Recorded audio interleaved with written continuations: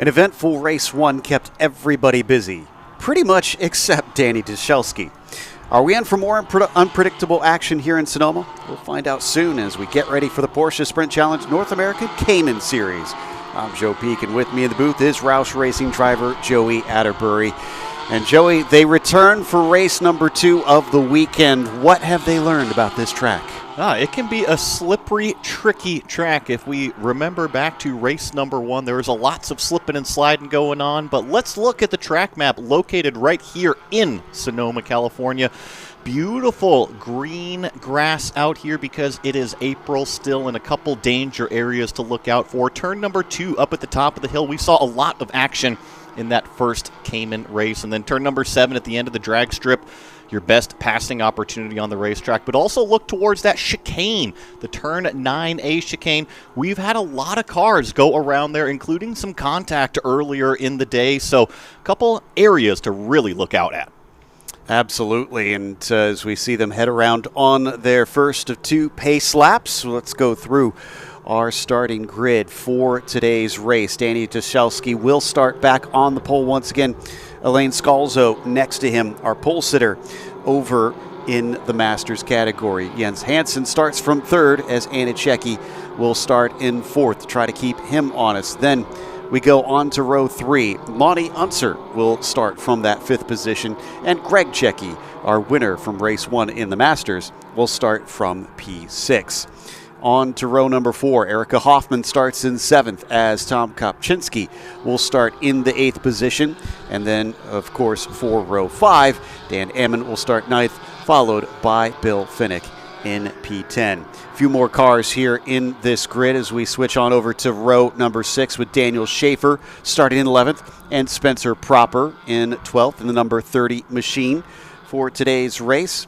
Then you've got Gary Buffkin starting in 13th and Joe Rizzo down in 14th position. From there, row 8 sees Paul Bonderson starting 15th. Reggie Tartaglione will start in 16th, wrapping up our 16-car field for today's race. Not as much need of weaving the tires to try and get some heat in them, though they'll still try and do that here for the start of the race because the sun has been beating down on the track. Yeah, it's called mid-afternoon here at Sonoma on the West Coast, right about 2 p.m. local time. So, yeah, in terms of the heat of the day, we're pretty much right in the thick of it. I see the track temperature is up above 100 degrees, and ambient temperature is right about 75. So it feels nice and cool in terms of the air, but once you get on that pavement, those Yokohama tires are going to be doing a ton of work because that track surface is starting to get slippery and hot. Exactly. So you'll need to try and pay attention, make sure that you keep them underneath you for the entirety of the race. As we saw earlier this morning, it is easy to make mistakes and have this race, unfortunately, unfold in front of you in a way that you really did not want. Now, we had reported that Lonnie was supposed to be starting in 5th overall, but I do see her lining up towards the back of the grid. I'll double check, but I wonder if maybe there were some changes done after she had that incident in race 1 and was after work on the car had to basically delete her lap time, supposedly. Well, and the other factor could be that maybe there was a little bit of damage on the car, like you were saying, and it didn't necessarily get what's called a hardship lap, per se, where you can actually get the car out there on the racetrack and make sure that everything is exactly as it should, right? The alignment is perfect, the steering wheel's perfect, the brakes feel perfect. So sometimes starting from the back of that field, it can kind of allow a little bit of that buffer for the driver to actually evaluate things as well. Yeah, and of course, she does have experience having to race through fields before, as run a series that you've experienced with another single make here in North America that has very, very close momentum-based racing. So I'm sure she'll be putting that knowledge to good use as we watch them now go double file and get ready to start. This is the second race for the weekend for the North America Caymans, but we do have the Endurance Challenge a little bit later on, so there's more opportunities for many of these drivers, but some might find themselves with their last chance for a good result as we wait for the green flag from the start-finish line. There you can see the pace car is in, giving control over to Dyszelski on the front. He'll come around the corner And it's a green flag start. Decent for him. He jumps ahead of Scalzo, but Henson tries to duck underneath before they get to turn 1. Cannot quite get there in time. Weaving around up into turn 2. We got a little bit of 3 wide at the back. Yeah, I think that Bill Fennick is right smack in the middle of that 3 wide as they crest up over turn 2. Now to 2 by 2 a little bit further back, but it is Dashelski that's starting to run away, and Scalzo definitely closed the door on Hansen there in turn number 1. You see the orange car still maintaining second. Scalzo does not want to give up the chance to get back to the top step of the podium. Missed out on it last time around and charged his way back onto the podium, but unfortunately was not able to take the victory as Greg got his first of the season and of his career in racing, honestly, here in the Caymans. Back onto the drag strip, and Anna Checki doing pretty decently here, sitting third in the Pro-Ams, just behind Jens Hansen. She's doing a great job, and remember back to race 1, just kind of got a little bit out of shape in that turn 9A chicane and unfortunately made a little bit of contact with Lonnie Unser out there as well as the wall. So she is definitely looking for redemption here in race number 2. No doubt. And as she follows, it's still a little bit to catch up to Jens, who is very much focused on Scalzo in front of him. Remember, Hansen is only really concerned with trying to race Dashelski since Scalzo is running in the Masters category. So that's not for championship points if he manages to make that pass. Greg Checki has Erica Hoffman very close behind as well. And I think that that's what Anna is loving right now, is that her dad is essentially playing blocker to that Pro-Am class car of Erica Hoffman. So she's got to be able to find a way around, call it that yellow and white number 72 car directly behind Anna right here. Otherwise, she's going to just kind of scamper off down the road. Glad to see that the car hasn't lost any pace after the damage it took in race 1. So she's holding down this third place relatively well in the early stages as they crest the hill of turn 3 and back down into 4. Do see Lonnie Unser is showing in pit lane, and Buffkin as well. 51 just went past us, so Buffkin getting back out there, and Lonnie Unser is coming into her pit. Yeah, really unfortunate here for this number 4 car as we're watching Scalzo and Hansen. And I just got to think that maybe the car isn't quite at 100% for Unser out there, and that's probably why she pulled it down into pit lane. But this is almost like deja vu from what we saw this morning. Henson all over the back of Scalzo. Yeah, in fact, I think Scalzo was feeling a little bit of the pressure. He dipped a wheel off into the dirt coming out of the carousel. He's got to watch out for that. We've already had one car with a massive accident in the USA West Series on that corner exit earlier today. Don't want to see some more damage dished out by that plunging corner. Still, Scalzo holds on to the overall P2, but he's dropped now to 4 seconds behind Danny. It just proves that Dashelski's performance earlier today was not a fluke. Remember, he was out here last weekend competing in that same car, albeit a little bit of a different performance base. And from what I'm getting, we've got a full course yellow on our hands for debris out there. I did notice that we had a note of that from race control that it was on the track at the start, and it's being run over by some of our cars. It's on the front straight. Now multiple cars have hit that piece of debris. I'm not sure what it came off of, but it does look to be like some piece of splitter or something.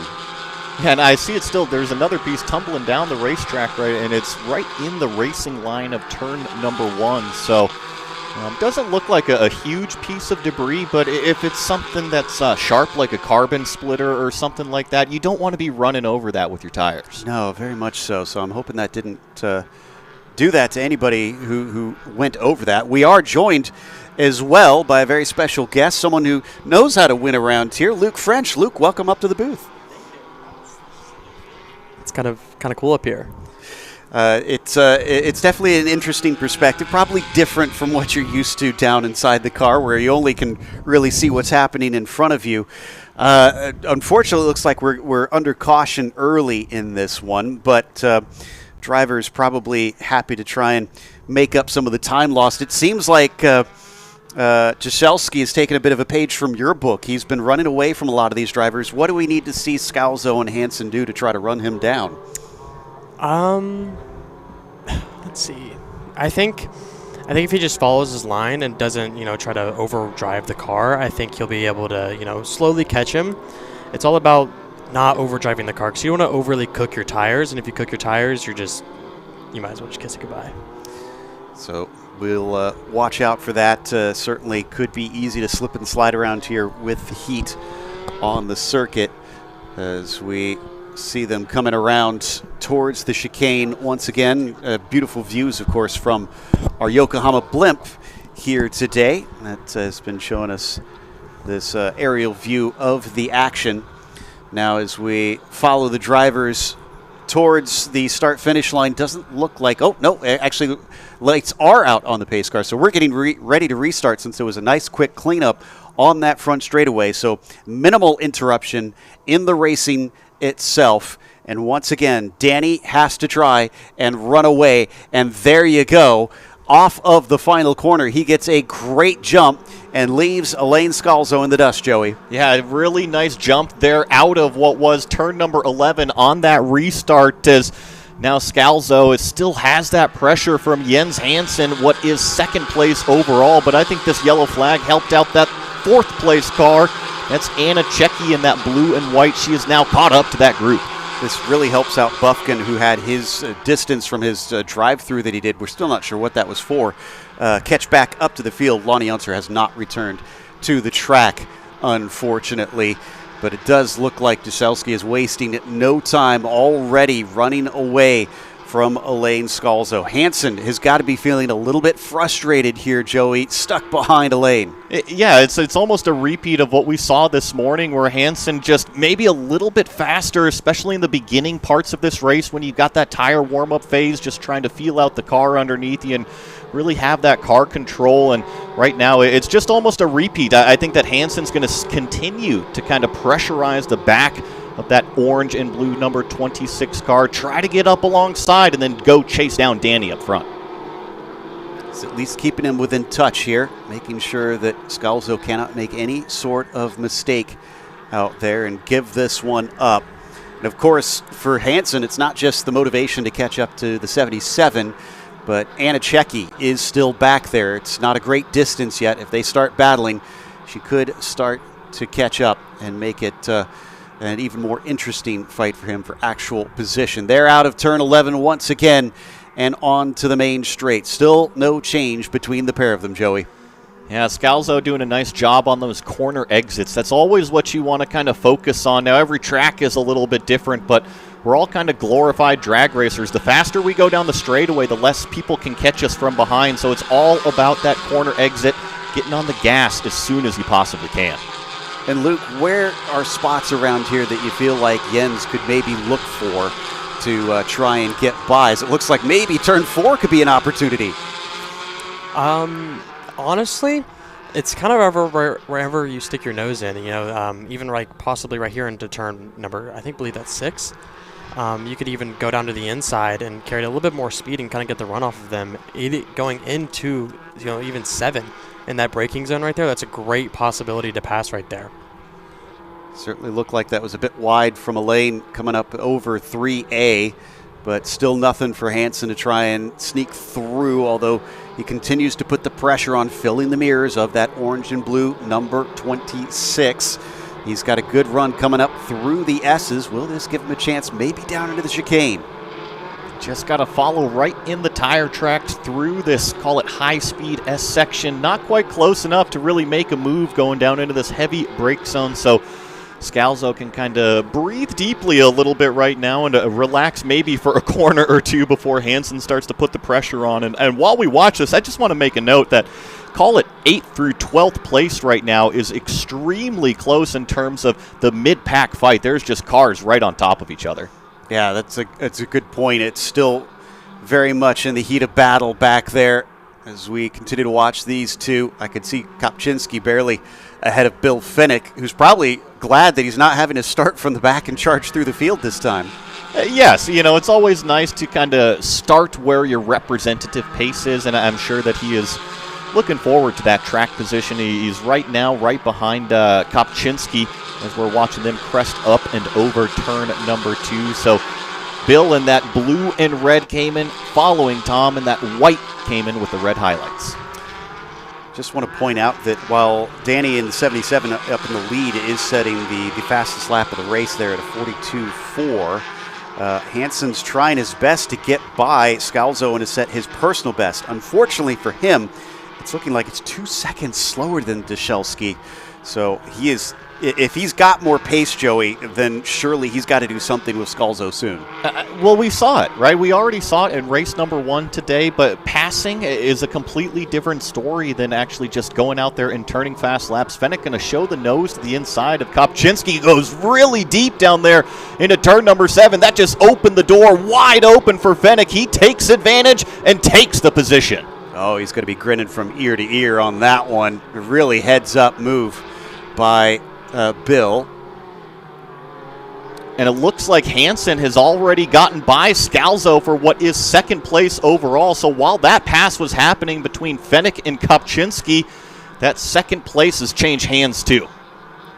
So the gap is about 7 seconds between P1 and P2. Hansen has a lot of work to do in 23 minutes plus 1 lap. Watching on board with Tom Kopczynski after being overtaken there by Fenech, who moves into 7th overall, but onto the podium for that Masters class. So there you can see the blue and orange of Scalzo. Remember, he does not lose points by letting Hansen go. And in fact, he still has Anicheki, who is also a Pro-Am behind him. So even if he loses a position to her, it's not that big of a problem. What does become a problem for him is Greg Checki, who is the next one back behind Anna. Yeah, but thankfully, Anna's got her dad there in the rearview mirror a couple seconds back, kind of playing that blocker to Erica Hoffman, who's also in that Pro-Am class, which is Anna's biggest threat at this moment. So I think she's rather happy to have her dad out there on the racetrack today.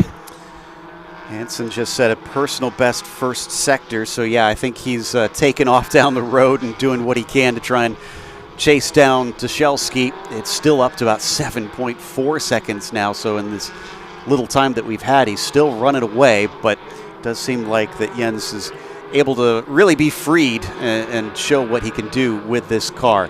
Anna wasting little time as Scalzo is now caught by a second of our Pro-Ams. Yeah, Anna doing a terrific job. And, you know, you were talking about Danny out front, and it really reminds me, Luca, of your performance back there at Spring Mountain where you just kind of ran away up front. There was nobody in your rearview mirror. But when you're at this point in the race and you don't have anybody that you're per se racing, what's going through your mind? What are you focusing on? I'm kind of just focusing on hitting my marks. You know, I'm always just hitting my marks because if you imagine that they're closer than they are, then you kind of start to worry about, like, oh, you know, if they pass me. But in reality, they're so far back, you kind of just don't really have to worry. You kind of just have to maintain your tires and just don't overdrive the car. That seems to be what Danny's quite good at, because both times he just continued to pull away in this race. Now up to 8 seconds. Last lap was a 42.6 for Dushelski. Hansen a 43.4. He at least gets it to within a second of the lap times of that leader, but there's going to be a lot to go over after Sonoma, especially if Danny continues to show up in these races. Meanwhile, Anna is cutting the gap up to Scalzo. She probably would have preferred to have been ahead and catch up to Hansen from here, but maybe if she could also manage to get by, she could make a race of this second position. She is on the podium currently for the Pro-Ams. And really starting to apply the pressure to the back of this orange and blue number 26 car. A little bit too deep here at the end of the drag strip to really make a lunge down the inside. But you see her kind of put the car kind of maybe half a car length to the inside, just present it in that rear view mirror to Scalzo. Just try to force his eyes into the mirror, maybe miss a brake marker, maybe force him half a car length off of that racing line. Just start to get those dominoes to fall to slowly creep up more. Some sad news for fans of Lonnie Unser. She's our first official retirement here in race 2. That was a little off the apex there for Scalzo coming through the chicane. Anna making him feel that pressure for sure at this stage, as he has been dropping back from what was a pretty impressive qualifying, both times qualified P2 there, Joey. So he's got the 1 lap pace. Seems like his racecraft just still needs a few more sharpening. And when we talked to him earlier in the weekend, he said he wasn't going to really fight the other classed cars out there. Now, they're all Cayman GT4 cars, but like we've said, there's the Pro-Am plus the Master class that is actually racing at the same time. And Scalzo is in that Master class, while Anna in the white and blue car here is actually in the Pro-Am class. So he really made it a point that he wants to go out there, perform at his best, but if he's getting pressure, he's not going to block per se. Now, we saw a little bit of mixed calls there in race number 1 from what he said. He still definitely wants to race. So Kopczynski, who we ride on board with just outside of the podium, but has now really lost track. I mean, we can't even see Fennick ahead of him. So Bill's off down the road, and no concern to Tom. Dan Ammon looks like he's behind him by about a second or so. So Tom's got to watch out because he could have more trouble from behind if Dan continues to encroach upon him. We'll ride down on board through turn 6 and onto the drag strip. It drifts off to the left-hand side here through the oil dry that's just completely across the track there and into the braking of 7. Going to be an interesting dynamic here is that driver that you had just mentioned right ahead of Kopczynski here, Bill Fennick, right? He has closed in that gap to Erica Hoffman. Now, I know that there are 2 separate classes between Erica and Bill. However, if Fennick is able to get by that number 21 car, it's just Greg Checky up the road, and that is a class for position. Exactly. So there's always that to be thinking about in this group. So we watched Tom being chased by Ammon and Schaefer. 3-car battle for 8th overall, but 4th within the Masters. If you're wondering how to tell them apart, the yellow boxes around the numbers, those are your Masters category. White is going to be your Pro-Am cars. Coming across the line to start yet another lap. We're getting close to about halfway through this race. As we watch kind of this 3-pack, Luca, I wanted to ask you, because you're out here racing the GT3 Cup cars, have you ever gotten some seat time in the Cayman GT4s yet, or do the GT4s kind of appeal to you at all? I have never driven a GT4. I've driven a 2016 GT4, but I would like to do a Cayman race, I think, down the road. I think it'd be really fun. See how the battles are in the Cayman class. It looks really exciting as we're watching now, but I think it's something I'd do down the road. Yeah, it does look like a lot of fun. A bit of a different beast than what we've got with the Cup cars, and puts on its own distinct flavor of racing. This car from Kopczynski has had to have some repairs this weekend as he had a big wreck earlier in practice, but bounced back with really some impressive speed. And as we come through turn 7 here, I think you'll be able to see, on the left-hand side of the car, some of the replaced parts as we come back to the battle between Anna and Elaine here. Now, I'm kind of curious what you think would be the best approach for Anna in this one. She's seen some mistakes out of Elaine. She knows that she's not racing him for points, Luke. I mean, if it was you in her car, where would you approach this? Since they're in 2 completely different classes, I believe that, if she just focuses on her own race and doesn't really worry about the back, because the back there's also a Masters too, and in front of her there's a Masters as well. So I think if she just focuses right now where she's at and gets the opportunity to pass him, I think that she should. But right now she's in a great position. Yeah, that's a good point, that she doesn't necessarily have to, and maybe just bring it home from here, continuing to hover in those mirrors, which she's getting ever closer here, up through 2 and into 3 and 3A. You see them crest the hill and then drop from this angle. Really looks like a cliff down here, and poking her nose in. Anna can't get the job done. Scalzo will shut the door. I like the aggression, though. And, really from analyzing the lap times throughout the sessions, I feel that Anna's very confident, and call it the first 2/3 of this racetrack. I really feel like she's got the kind of the line, the racing groove really down pat, and then maybe through some of the slow speed stuff, turn 9A and also turn number 11, she's still kind of figuring everything out down there. So the aggressive move in turn number 4, I actually welcome. I like that to see, especially if she's confident in that area. One of the things that Elaine does, even though he is in Masters, is he's involved with the Advanced Sim Racing company, and so does a lot of working on the sim. I know you're coming up from the younger generation, Luke. Have you done much practice in the sim to get ready for these races?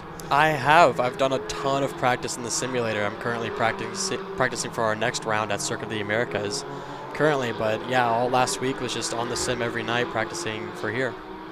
I can imagine it definitely gives you a bit of a leg up getting sharpened for these events. They'll stay as they are here in the battle for P3 overall. And again, Scalzo, keep in mind, is your leader in the Masters, so he's not under threat, at least for what matters to him in the big picture on this one. So while he continues to hold on to this spot, he is still sitting in a very nice position in terms of the championship. And I know we've been focusing on the battles here. I just want to give credit to Dyshelski. I mean, we're halfway through, and he's got a 15-second lead over Jens Hansen. So Hansen, even though he got by this orange and blue car a handful of laps ago, it really is Dyshelski in that number 77 car that has just taken off well down the road. Also glad to see Buffkin's managed to move himself up into 13th overall. Remember, he was one of those that ran through pit lane before the caution, so he has used this to great effect to close the gap and then has already overtaken those two cars. He's chasing on Rizzo. In fact, we're riding on board with Gary Buffkin in that 51. I think that might be Proper just in front of him, too. Yeah, I think it's Rizzo and Proper are the two cars that are directly in front of Gary, who we're riding on board with here in the number 51. You see a couple alternate lines being taken through turn number 6, the carousel. And we had Riley Dickinson up here earlier in the booth. You know, he said there's a couple lines you can take through that corner. Lots of drivers tend to kind of dime in the corner. Some of them take the shortest distance, but ultimately it's whoever gets on the gas before the bottom of the hill. What does it feel like, Luke, coming through the carousel? Because that's such a huge drop in elevation. Is it a bit of a roller coaster feeling? It totally is. You're coming out of there. At least I am. I'm flat through here, so it's a super fun corner because once you go down that hill, you're almost touching the grass, and it's such an exciting feeling. I'd love to be able to get to experience that as we watch them coming out of the chicane now, still unable to get up to them. Buffkin's just making sure that he sticks with that 24. Proper, of course, racing in the Pro-Am class, so it's only Rizzo and Buffkin that are racing for points between the trio of them, though Rizzo getting a little close to Spencer. And remember, I think it was Rizzo in that number 24 car that might have had a couple little issues in race number 1, maybe from some contact from another competitor out there. So it's just good to have that 24 out there turning laps, and Rizzo nicely on the line there through the top of turn number 2, as we saw maybe it was Proper that kind of got out a little bit wide on the exit, then up and over the hill right here. It's Rizzo's turn to maybe run out a little bit wide. Yeah, just clipped a little dirt. He'll get away with it, though. If you ever get a chance to be in the paddock, Joe Rizzo is definitely a character worth going and introducing yourself to. Not just an interest in racing, but has also partaken in basically running a gym business. I think he said he was a state champ in Massachusetts in weightlifting back in the 80s. So a proper athlete, and definitely is uses that well in his racing. We see a lot of that. It's the competitive spirit, right? It doesn't matter which sport you come from, whether it's weightlifting, whether it's downhill ski racing, which we see from other competitors, or even an ex-Navy fighter pilot out there. It's all about competition and wanting to be the best. And I don't know if you caught that, but Dyshelski right on the limit of turn 3 up at the top of the hill, really wagging the tail out. But that just tells me he's confident. He knows what the car is going to do, and you have to have that car control if you're going to be fast. He still has the fastest lap of the race by a pretty darn big margin. In fact, I think it's 2.2 seconds over the next nearest car, if I'm seeing this right. Jens Hansen with a 44.7 compared to that 42.5. Just he's practically in a league of his own out there. And the consistency, right? The consistency is what matters. So let's look at Dyshelski's fastest time of a 42.3. His last lap time, a 42.5. So that's exactly what you want to see, is lap times that are almost identical, within a half a second. And if you can be within a quarter of a second, even better. It's just those repetitive laps while everybody else maybe makes a little mistake in one corner, another little mistake in another, and before you know it, you've grown that gap. It's nearly 20 seconds at this stage over Jens in the number 12 machine. Down into the almost claustrophobic end of the lap here through the hairpin and then through 12, where there is walls on either side coming across the start-finish line. But beginning yet another lap, 10 minutes plus 1 to go for Jaselski. And again, he was not here for the first race of the season, in Sebring. So him arriving is really planting a flag in the sand, Joey. And turn 2, once again, really, really loose, but just kind of hanging the back end of the car out to almost in a zero counter steer motion, which is exactly what you want, right? You need the car to be loose in order for it to turn, but you don't want it to be too loose that you can't get on the gas and prevent you from driving forward. So definitely the VPX Motorsport team gave Danny a great car, and he is just performing. Another big slide through the carousel, but he's got it all underneath him. Yeah, he's not wasting it. He kicks up the dirt again coming out of turn 6. He's not slowing down, and he's got quite a bit of experience. We talked about this in the last race that comes from a bit of a background in running open wheels for a bit. Also does some other single make as well as some multi-make racing out there. And Luke, I think I've read that you've done a little bit of racing in some other series as well. How much does getting into different cars really help you? I came from karting, so karting and cars, they're two completely different beasts. Karting, you're kind of driving it like a Formula 1 car. You're super fast to the corner, barely touching the brakes, and then immediately back on the gas. Here, it's much more of a slow transition from the brake to the gas, and you're kind of just carrying the speed, as you can see here, and you'll probably pick up the throttle here, and then he exits the corner. So it's a nice slow motion in the car compared to the kart, where it's dive deep into the corner and then immediately let out. Certainly seems like it is not hurting him right now to have hopped around into a couple different cars, bounding up the hill here and over the inside curb of turn 2. The 77 now up to 22 seconds ahead of the nearest car of Jens Hansen. This might be one of the biggest gaps I think we've seen all season in any of the series. And we got to remember also, Danny out front, he's only 16 years old, so he is definitely very, very early in his career. I believe that his driver coach, Alex Ellis, told me this is only his fourth GT car race, so finally stepping up into the big boy cars, and he is just performing. Joe Rizzo's caught back up to Spencer Proper. Remember, we saw him have a little bit of a moment coming over turn 3A, so he's recovered on that one. Continues to apply the pressure on the 30 as they break down into 11. He gets awful close to that rear end. Unfortunately for Joe, if he does manage to get by, it's another 17 seconds up to Tom Kopczynski, so might be where his progress stops. And to that point, too, Proper and Rizzo are actually in different classes. So Proper here in the white and black car is in that Pro-Am class, while Rizzo is in the Cayman Masters class. So it's really only for bragging rights, right? It's not for actual championship points if Rizzo's able to get by that car. But we've talked about it all day long. Throw the class rankings out the window. I don't think these drivers really care about that. They just want to be faster than everybody else. Well, and also I feel like this is another great chance, Joey, that they could learn some racecraft. I mean, Luke, you and I have discussed about how this is a bit of a stepping stone series here in the Porsche Sprint Challenge. Do you feel like there's a lot of great opportunities that these drivers can learn and really hone these skills? Oh, absolutely. Even like he just said, you're in two completely different classes, but you're still racing, and you learn a lot of racecraft with just how close the cars can get, who can guide down to the inside first. So you do learn a lot of racing in this series.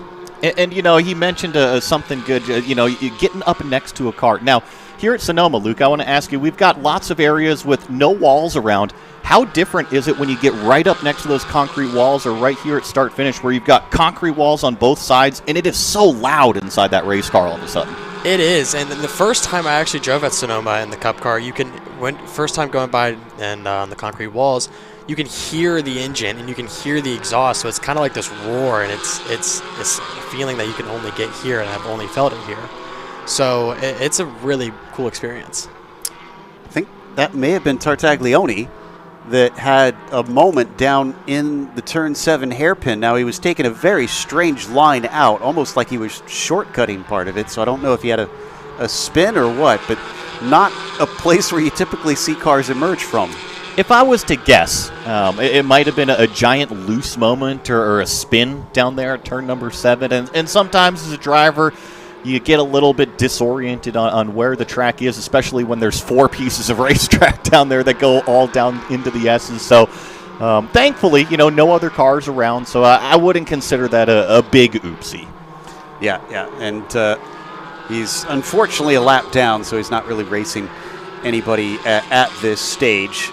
But certainly want to try and limit it as much as you can. Reggie sharing the track, of course, with his son Manny over the course of this weekend, who is just racing in the USA West Series alongside Luke just a bit ago, just in a different class of car. As we turn our attention back to Tushelski once again. 4 minutes plus 1 lap, and he continues to just cruise. Is that lap traffic he's approaching now? He is approaching lap traffic. I was just about to point out that his last lap was the first time that he was under threat for the fastest car on the racetrack. Now, he was still 0.2 faster than Hansen behind him, but it was a 44.4 out of Danny up front. So I do think that he is being very smart, right? He's got the pace. He's got a 25-second lead over Hansen there in second place.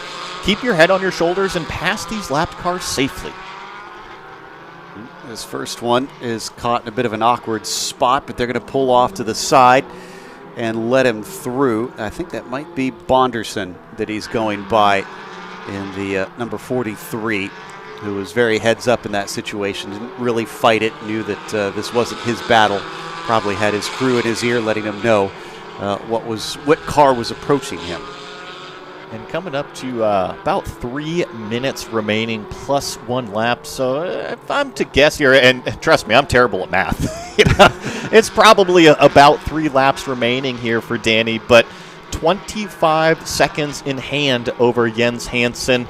And Jens is no slouch out there. He has been the second fastest car all race long. He is clicking off consistent 44s, low 44s. He has grown his gap to Scalzo by nearly 10 seconds between second and third place, while one thing remains the same. Anichecki still just bothering the heck out of that orange and blue number 26. Yeah, I was looking down our timing tower and trying to see who was actually close to one another. Cecchi's not been letting up on Scalzo and keeping him within sight. Ammon and Fennick are also close to one another, and I do see Rizzo and Buffkin actually pretty close on track. So there's 3 of our closest battles to try and wrap things up. It has not been decided. You have to remember, you got to get all the way to that checkered flag out there, and there's no resting on your laurels until you get there. What's another impressive part about this number 77's performance is think about the temperature change from this morning to this afternoon. This was the first race out here this morning at, call it 8:30 in the morning, so ambient track temperatures, very, very cool and nice, but now we're in the heat of the day here at Sonoma, so things have definitely warmed up. I've noticed even the track temperature is now above 100 degrees. So things are getting slippery, but Danny's performance has yet to fall off. We've seen some of the other cars. Remember, Greg Cecchi won that Cayman's Masters class, and he doesn't quite, maybe quarter of a second, half second slower than what we saw this morning, and that's pretty typical with the temperature difference, but Danny, almost no difference. It's going to be a bit of a reverse for you, Luke, because you guys ran in the afternoon today, and then you have your second race early tomorrow morning. Is there anything special you've been doing to prepare for the much cooler temperatures we're expecting? Not really, but you can definitely drive the car way deeper when it's cooler temperatures because your tires are cooler, the track is cooler, and the car just has so much grip when the track is way cooler compared to the heat when the track's really greasy and all that jazz. But now in the morning the track will be so cold it's gonna be fast raced. Which, I mean, as a race car driver, I'm sure you love. The faster the better. So looking forward to seeing that coming around down the hill. I think we're going to be getting the white flag next time by Joey. It'll probably be pretty close, right? Yeah. We're about halfway through this lap, 40 seconds remaining on the clock, and they're doing about a minute 40. So I think so. I think we should be coming to the white flag here by the time Tushelski reaches the start-finish line. I was just noticing a little bit of a kick-up of dirt out there at that 9A chicane, which our leader is rapidly approaching. So some of the cars a little bit further back in a good fight. Yep, nobody's letting up on this one. Definitely not Jashelski, who we've seen slipping and sliding around here and there, driving the car on the limit. You can see some of the tire tracks coming out of that chicane. His drivers have been trying to ease onto that throttle to apply the power. Yet with a few seconds left to go, it will be at 0. Remember, this is +1 lap the way they do these timed races in Porsche Sprint Challenge. So they hold the white flag out, letting them know just one more time around. Now, as we get close to the 3A and 4 section, hope we'll be able to get a shot here. Something we haven't touched on is you may have noticed what looks like, I don't know, little white dots on the inside of there. One thing I love about Sonoma is they actually they trim the grass with sheep. So there you go. That's sheep right there that they're using as their lawnmowers. Maybe in the morning we can get a sweater made with how cool and windy it can be with all those sheep out there too. That doesn't sound like a bad idea. There you go. That's what they need in their gift shop is Sonoma-made woolen sweaters. It's perfect. It's California. Be energy efficient out here, right? Exactly. I love it. Well, I mean, the energy efficient driver is often some of the fastest ones. I'm pretty sure Jashelski has managed to get the most out of this car as he's just got half a lap to go now. He's done a tremendous job earlier in the day and now also in race number 2. Clearly the fastest driver with the fastest car. I mean, you look at the performance and the fast lap, and nobody can even touch Danny Jashelski here today in this Cayman North America race. So he's just got to navigate one more big break zone down at turn 11, and he'll collect another checkered flag. I think Proper maybe had a spin just in front of him, but he gets it going once again. Thankfully, shouldn't be an issue. In fact, it looks like that is Proper and somebody else heading into pit lane. So we may have had drama here right at the end. We'll try and uncover what exactly went down that sent 2 cars in before this race is over, because we're only getting the checkered flag now for Danny Jashelski going back-to-back here in the North America Cayman Series. And wow, over 30 seconds right now before we've got Jens Hansen, who just went through that turn 9A chicane. He is now going down the short chute straightaway to what is turn number 11. As long as he keeps it mistake-free, he'll finish second in that Pro-Am class, and Scalzo is now approaching that final hairpin himself in the Masters class. So it looks like Schaefer and Proper have come into pit lane, are the two that I saw. So not sure what exactly is going on. Hansen taking that second place now that we've got the official time 31.1 seconds behind. And Elaine Scalzo, your winner in the Masters, making up for a missed chance in race 1 by coming home with victory. Anna Cecchi coming home with a third place, as Greg Cecchi also going to get him a double podium here in Sonoma. And a good rebound from Anna, right, in that white and blue number 27. She had that little bit of an incident with Lonnie Unser in race number 1, but she evidently got the car fixed up and was focused on what she needed to do, and here she is on the Pro-Am podium. And Luke, I want to say a huge thank you for coming up and joining us. Always love getting a driver's perspective out there, especially a race winner. You can't do much better than that. You can't, and I'm very proud of myself for that, so thank you guys for having me up here. 3-time race winner, Joe. Yeah. 3 in a row. We're just waiting for Rizzo and Buffkin to cross the line here, and that's going to complete our race. That looks like them just now. And indeed, Buffkin unable to overtake Rizzo for that position, that 6th place in the Masters. Let's go through our finishing order, and starting off with our winner, Danny Jashelski, with a victory that absolutely put the field to shame. Humbled Jens Hansen, who still comes home with a 2nd place, as Elaine Scalzo will finish in P3, but we will be our winner in the Masters. Anna Cecchi, coming back from an accident last time in a DNF, will finish on the podium. That's a great rebound for her. Greg Cecchi was P2 in class and 5th overall.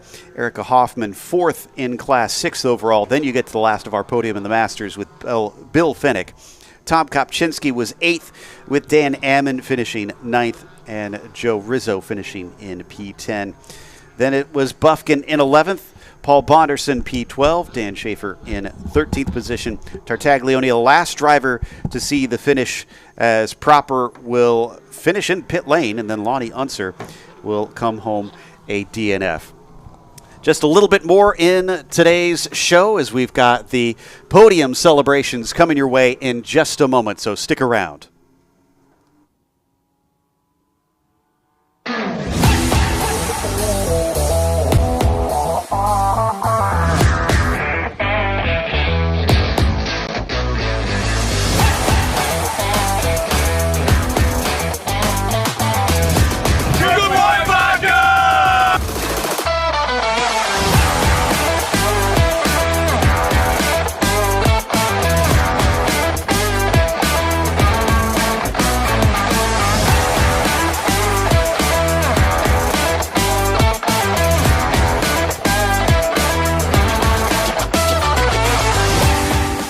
Experience the ultimate thrill, Porsche GT Track Day, where passion meets performance on some of North America's most legendary racetracks. Designed exclusively for Porsche owners, this is your chance to unleash the full potential of your vehicle in a motorsport environment. Drive the same circuits as professional racers, on the same weekend as Porsche Sprint Challenge events. Where will your Porsche take you?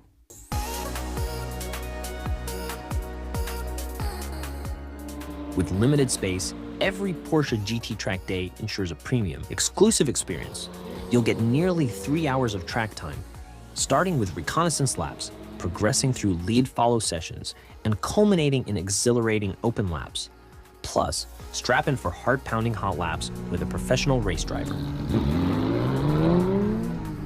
I thought I was fast. Didn't resemble anything that I've ever done. Beyond the track, immerse yourself in VIP hospitality, premium viewing areas, and exclusive paddock access where you can witness Porsche Sprint Challenge teams in action. Spots are limited. Scan the QR code now to reserve your place at Porsche GT Track Day.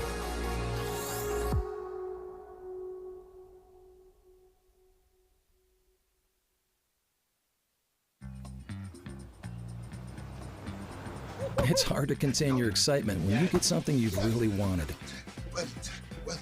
Like the gold standard in automotive protection, WeatherTech floor liners. With deep sculpted channels and laser measured for total protection in the front, back, and even up the sides. Dad, you're going viral. What? WeatherTech me. So don't be shy, enjoy. Order your premium American-made products at WeatherTech.com.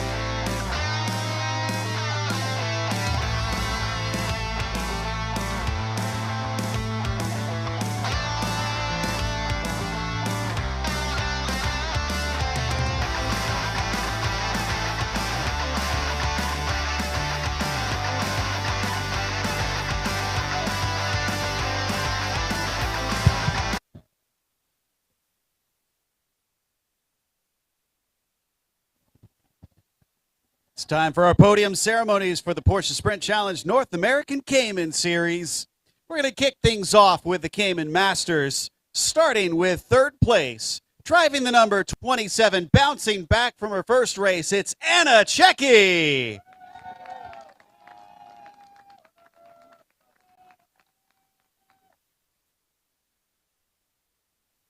Finishing in P2, driving the number 12, Jens Hansen.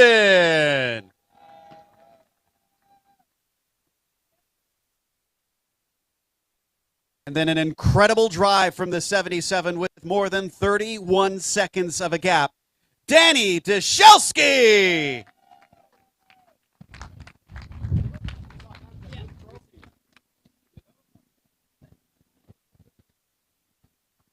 Danny, I'll climb up here to the right side of you. Well, it was almost a repeat performance, but this time I think you doubled your gap.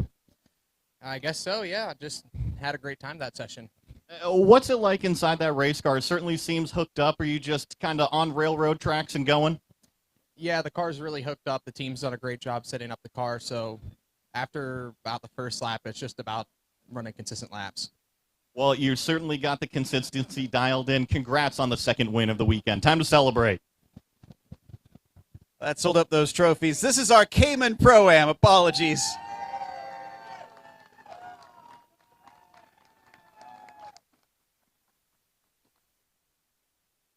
Now, of course, they get to spray the champagne.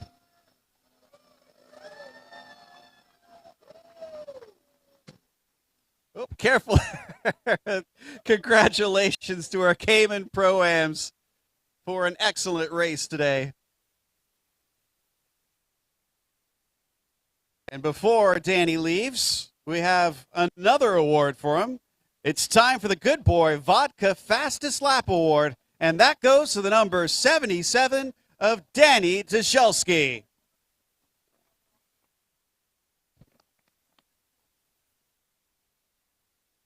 Congratulations to Danny for the fastest lap of the race.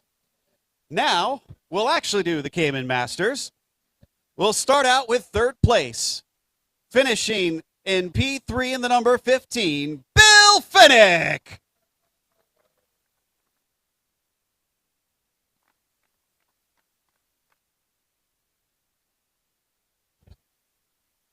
Finishing second today, driving the number 72, it's Greg Checki.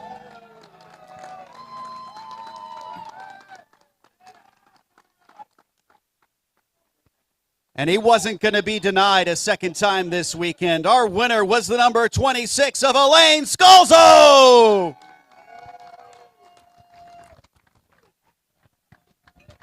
A nice little birthday present for himself. Elaine, I'll climb up here on the right side of you. This has got to be the best birthday present you could ask for. Yes, absolutely. I'm very pleased. Yeah, it was tough. Yeah, you know, it's a lot warmer here this afternoon. How was it inside the car? Warmer. Way warmer, yeah. Yeah, and you were able to hold off all the pressure. You had Anna right behind you the whole time. What was that like?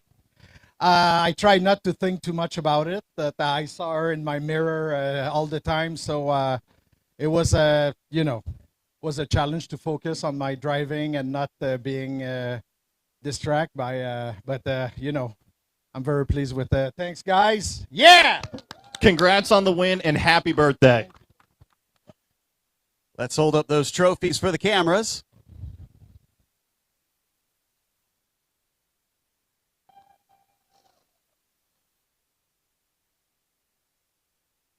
And now they get to celebrate by spraying some champagne.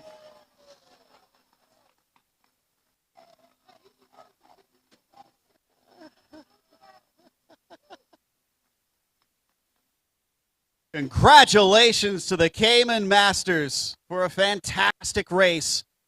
We've got one more to come today as the GT3 Cup is coming your way shortly here at Sonoma Raceway.